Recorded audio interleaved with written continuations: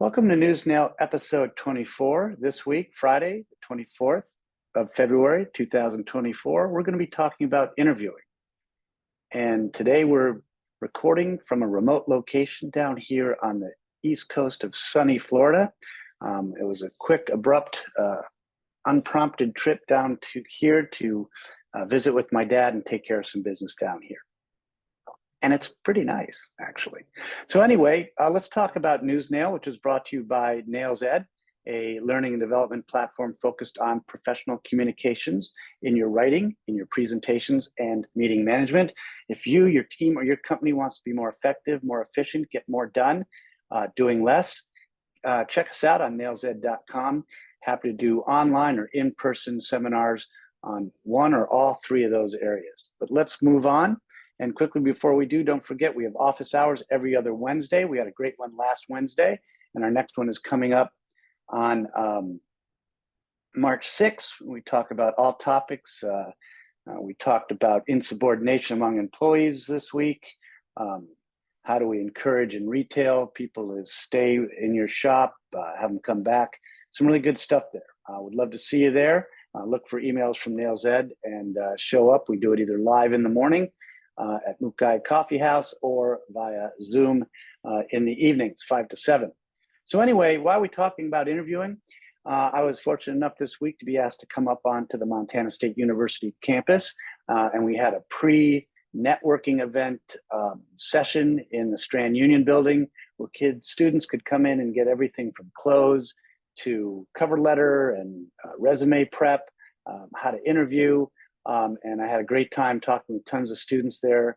They've got a lot of stuff going on there. And don't forget, if you're a graduate of MSU, and I'm sure this is true of any institution, you have access to their career services folks for at least 18 months, if not a few years. So I highly recommend taking advantage of that. And if not, feel free to reach out to me or come to office hours. Happy to help out. So let's talk about interviewing. To me, it's kind of like a 5-step process. Step number 1 is you want to set goals for yourself for the interview. Is it an offer? Do you want to gather information? But you want to set goals. Next, you want to do your research. I kind of think about the 4 W's when I'm doing my research. Who are we interviewing with? What's the company or the person? What's the position I'm interviewing for? Why is it available? And when do they want to have it filled? And then step 3 is identify the questions, their questions, and prepare for them, and prepare your questions for them. And throughout the whole process that you're in there interviewing, you want to tell a story. And step number 5 is follow up. Don't forget to always follow up same day with the interviewee. And so let's go through it step by step. Step number 1 is set goals for yourself, right?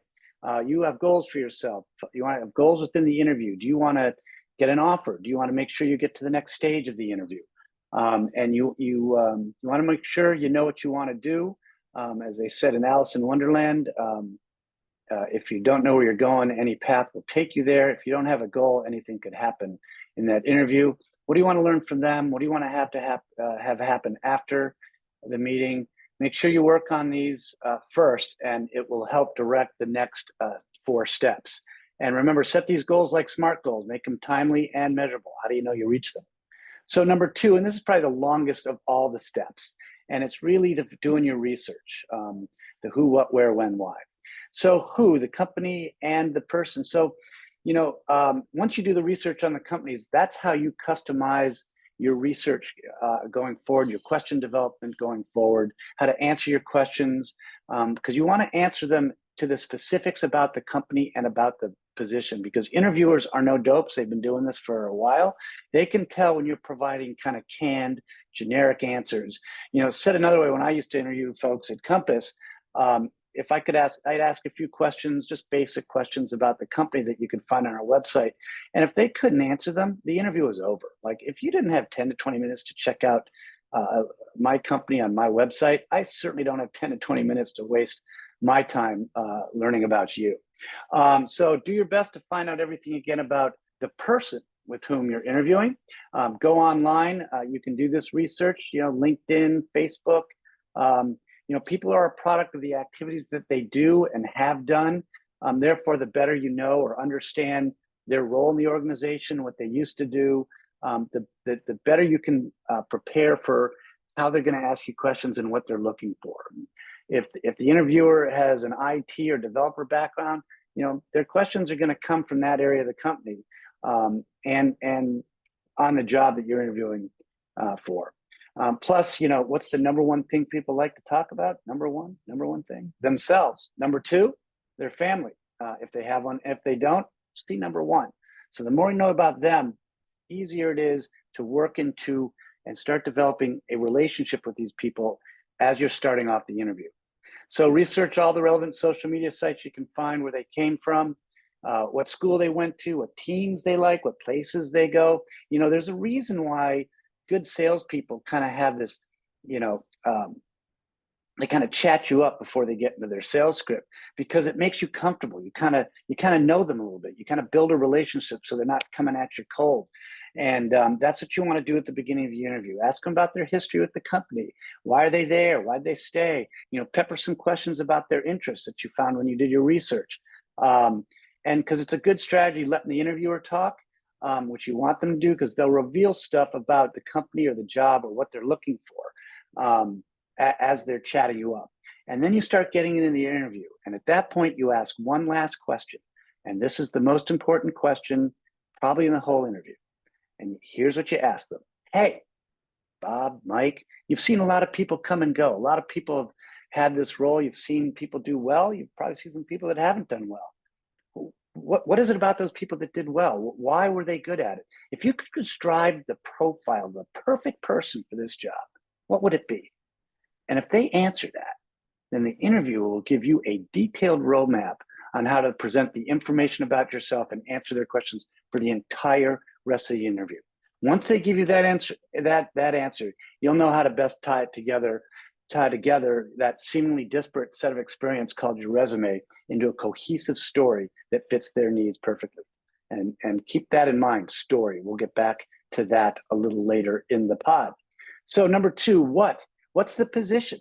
How does your experience line up with the description? And don't worry if you don't have every requirement listed, because they throw everything but the kitchen sink in that description, because it's the list of every potential skill that they wish every candidate had. But you know what? It's just that. It's a wish list. Rarely will they find the one person that has everything. Good companies and good hirers, especially at the junior or entry level, are looking for attitude, not aptitude. So they know you don't have all this demonstrated work experience. Heck, you've been in school for your whole life. What they want to know, are you coachable? What have you done that assures them that you can learn their requirements their way and quickly? Because your job in the interview is to pull from your past accomplishments and tasks and experience that clearly demonstrate that you have the raw materials, the raw stuff to actually meet their needs. All right, so going on, why is this job available? Now, early on, it's probably pretty obvious. It's entry level, but is it a new division? Did someone let go? Did the position open up? Did someone leave? Knowing this will help you talk about your qualifications that best matches their needs. And if it's your first job out of school, you probably prefer a position that's been with the company for a while. Established entry level job is the one you want to shoot for. Why? Because they've done it before and they're good at it, and they want to invest in you. And this is especially true for larger companies, because they bring in a large cohorts of new people coming into the company, and they've grooved in great training programs to get you and your peers into the company and quickly get you moving up. So, and shift your role from primarily a cost center, because they're investing in you, to primarily a revenue generator. You're actually providing value. And so they know that some of you are going to leave, but the ones that stay, you're the future leaders of that organization, of divisions in that organization. So they will have great training. So look at that. You're going to go to a job, they're going to pay you, and they're going to pay you to train you. And if it's a good company and a well-established company, that's another brand that you can slap on your personal brand that you start building. Because right now your personal brand is you a little bit, but it's really you, the school you just graduated from, how you talk about yourself, and then it starts being the other brands with which you associate yourself. All right, on. When do they want this position filled? How long is the process? How many people are they going to talk to? When will they get back to you? And this will help level set your expectations on your follow-up, and we'll talk about that later, and how long you have to follow up and what kind of follow-up you should be doing. All right. Now, step number 3 is identify questions. First, you want to identify their questions. You want to anticipate and prepare for them. Preparation is the key here. Remember what we've said over and over, or if you've been in my class, you've heard me say it. Control what you can, do the best on the rest. Research that company, research the position they're offering, and look up and know common interview questions that they ask recent graduates. These interview questions are designed to assess your skills and your experience and your fit for the position. So you can know the typical questions that are asked. You can Google top interview questions, practice your answers beforehand, be confident, showcase your enthusiasm and potential to impress the interviewer. Prepare your answers prior, and again, tie them specifically to the position in the company. No generic answers here. It's right to the position. And if you've prepared all these questions, to answer all these questions, and they don't ask some of them, ask them yourself. Something like, hey, I bet you're curious. Have I made any mistakes in the past? Well, you bet I have, Mike. Let me tell you about them and what I learned about them. Hey, here's a pro tip too. Every interviewer knows that you've prepped an answer for standard questions. They know you have at least one answer locked and loaded, ready to come firing out of the barrel. But a good interviewer will ask you for more. The toughest interviews will ask you for 3 examples. So, hey, Pete, did you make any mistakes? What's your biggest mistake? Or what's your biggest success? Oh, I got that ready to go. Give me another. Oh, okay. Give me another. And so if you have 3, you are really ready to go. At worst, you'll have a really robust single answer. And at best, you'll be supremely confident and ace that interview. So remember, as you do answer these questions, remember STAR: situation, task, action, result. Remember that method when providing examples of the work you do. So some of the standard questions: tell me about yourself. Where do you want to be in 5 years? How did you handle challenges or stressful situations? When you work at a team in school, how did that go? Was the team successful? Why? So how do you keep updated in industry trends and developments? So research those, and sometimes they'll throw you some kind of crazy out of the box ones. They sound crazy, but there's rationale. Hey, you're stranded on a desert island with only 3 items. What would you choose? Why do they ask that? They want to figure out your problem solving, prioritization skills. Another one they ask is, hey, if you were a fruit, what type of fruit would you be and why? Or if you were an animal, or and they're looking at your creativity there. And another one sometimes is, if you could have a superpower, what would it be and why? And they're looking at your values or your motivations or your aspirations. So remember to look up those questions, prep them, and prep 3 examples for the answers.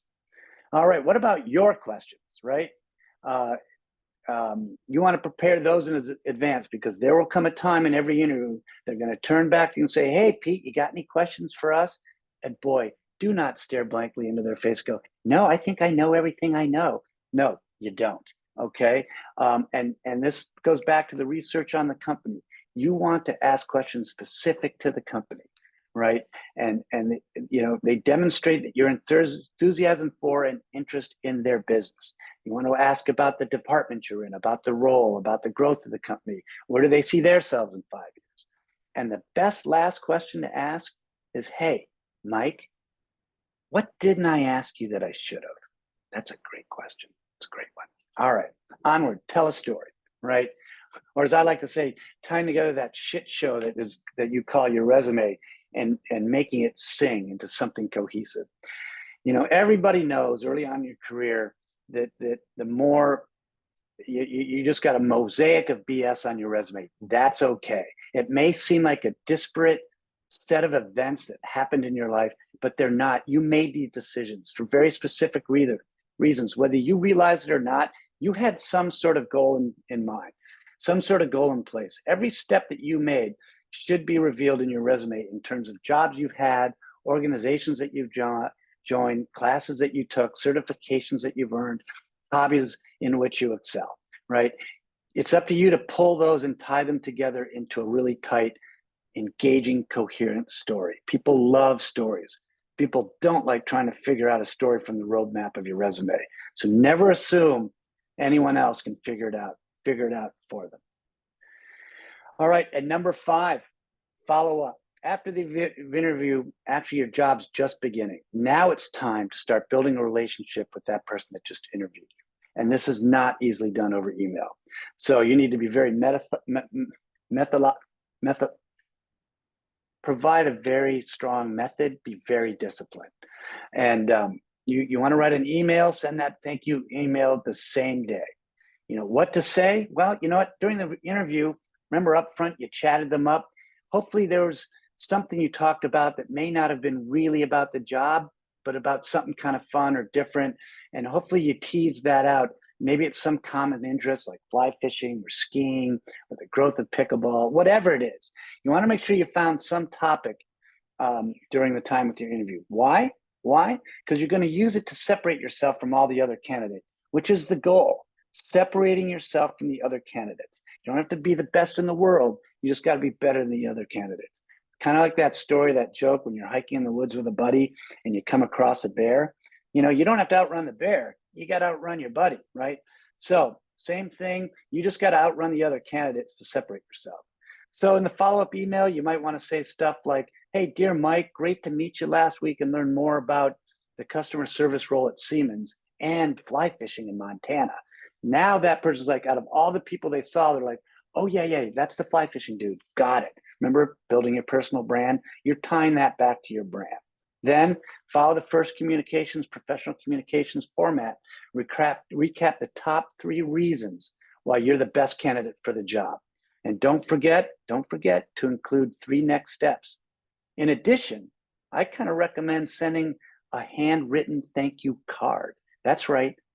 I know it's old fashioned, but no one gets mail anymore, and in that card could be, again, something related to something you talked about, or it could just be something unique about the company, about the area, whatever. If you're from a unique area, maybe you send a postcard, something that gets them to remember you, but because nobody gets mail anymore.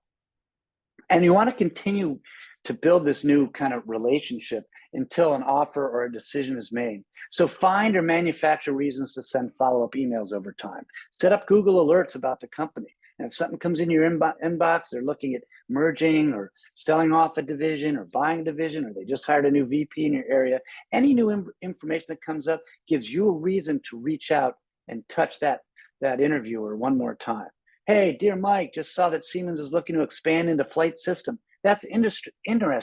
How would that opportunity impact the role that we interviewed for in customer service? Yeah, so find any reason to send emails so that you stay top of mind with that interviewer. So anything else? A couple of pro tips. Pro tip number 2, if they invite you out for a drink or a meal over the interview, eat first. Do not go hungry.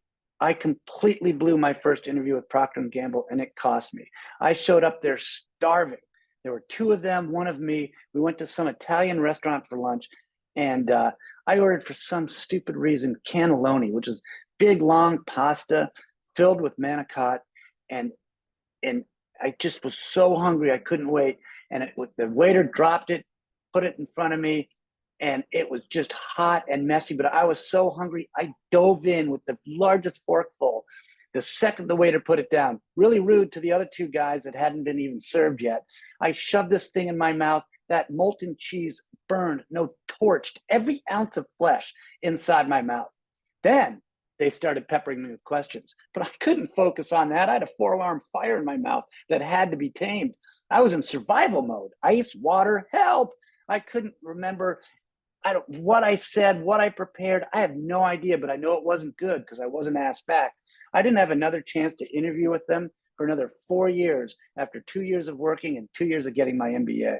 I learned my mistake, though, because in that second interview, I got the offer and spent 5 great years in Cincinnati learning and earning my PhD in marketing. Pro tip number 3 for today: prepare for the interview like you would a game or a race or a big event. I was a triathlete, and I learned how to carbo load and rest the day and night before race day. So I applied that kind of same mentality to my interview prep. I would eat a hearty, carbo-laden meal at 4 or 5 in the afternoon the night before, have a couple hours to digest, and I'd go to bed early. I'd wake up the next morning and I'd go for a really kind of light 1 mile jog, stretch out, get my mind all set, move my mind into game mode. So when I arrived 15 minutes early, I was confident. I was ready to take that interview down. And that's it. A couple tips if you're going to a job fair versus an interview.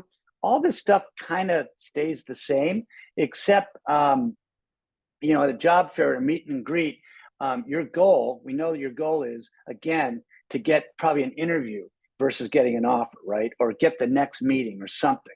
So again, set those goals up before the job fair. Maybe it could be just to collect names or find out more about the company, but have those goals at every interaction. And then the other steps about researching the company and the people coming from the company and the positions offered all still stay the same.